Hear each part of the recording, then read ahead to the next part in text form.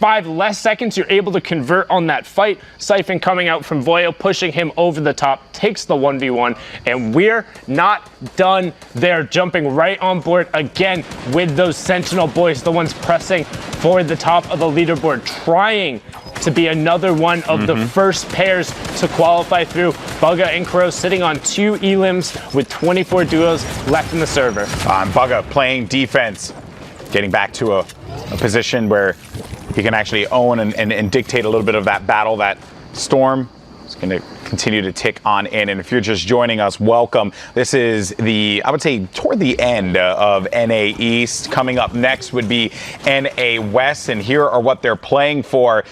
For Oceania, Asia, Brazil, and NA West, 1 spot in the Fortnite World Cup. Europe and NA East, 4 and 3 spots respectively.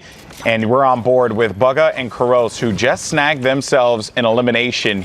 But look at the builds, 25 builds for Bugha, and they have a long way to go. Long way to go. Not a lot of utility either. And you see Kez, KD, and Fung. That was actually the 2nd place on the leaderboard. That's right. Perched above them on the rotation. And Ryan is actually here trying to get a piece of this action, what looks like 1v2. Oh, Ryan, he's going to be trapped inside of his own. Look at the builds. Look at the build upgrade. Wow, they just upgraded completely. They went from, what was that, like 22 builds to 100? That's massive. That's massive. And they need to make sure they don't get gate kept right here by Kez, KD, and Fung. And yeah, they're going to then use the launch pad they just got from that elim to get out with all the builds as well. You have McDonkel picking up Flow, plus there, Lijax picking up Zoom as Carose and Bugha are trying to get settled. You hear those other gliders coming in though, so they need to be careful. Indeed they do, Sundown, because you never know what's going to be around that wall, what's around that mountain, or when players are going to edit in and just pop you with the pump. But the trap goes in. So good. Oh, and the trap goes in, and that's going to be one on to Sizz Lucky and gets the next one as well. Carose is going to follow up with the elimination there, and that means more builds that they should be able to get, but Carose needs to be careful. Doesn't have a lot to work with. That was absolutely amazing by Carose. I'm not sure if you saw what he did there, but the player tried to push through with the heavy snipe and was able to do it, and then he re-edited the cone to throw the ramp in the face, jumped at the same time, put a trap on the wall to his right, and then re-edited the cone again so the player couldn't exit through the wall. And they walled him back in. His teammate was then able to pinch through. Like, I know that sounds super complicated, but if you get a chance to go back and look at that on the VOD, like, it was incredibly frame by frame, that was really good. Just the fact that you could press all of those buttons and know exactly what to do, like, shout out. That's what it takes to make it to New York City, doing stuff like that. Like, I wish my hands worked that well and that effectively. But that's where all the hours of practice come into play. He's done that before. These players have been putting in so much work, and a lot of them young players as well, with very, very long careers ahead of them with the way that they've been playing. Bugha and Carose utilizing yet another launch pad. We're going over to my 2nd favorite spot in the map, Lucky Landing. Yeah, so if you take a look at that bottom right-hand corner, about, I would say 20% of the effective play space is going to be over water in the 6th circle. That's a little ridiculous. Ooh. Great shots coming out from Bugha, forcing that player down, getting white damage, and gets the knock.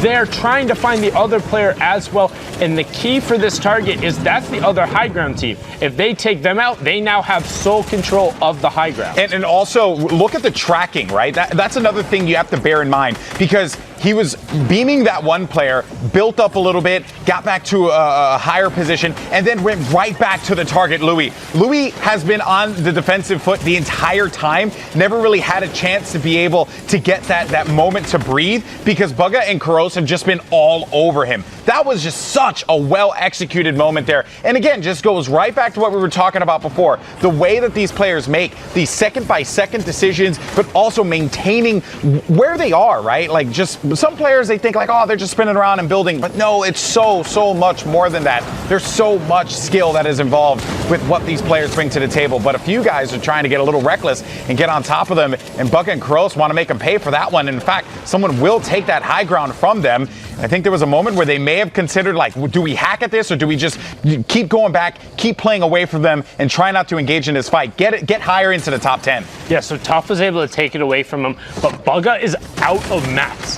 like literally has 0. You can see that right below his feet right there. They're opting now to drop down. He's looking for the heavy snipe, goes for a ridiculous no scope, doesn't hit it, but falls up. He can't build in that archway. He needs to be incredibly careful as Carose gets the knockdown. Bugha could get sneezed on, needs to find it, but no. Lazarus Kiwi Face picking that one up there. Spirit also getting the confirm. Creo is down, and we're getting closer to that last placement threshold inside the top 10. So 5 points for everyone so far, but now it's all going to be about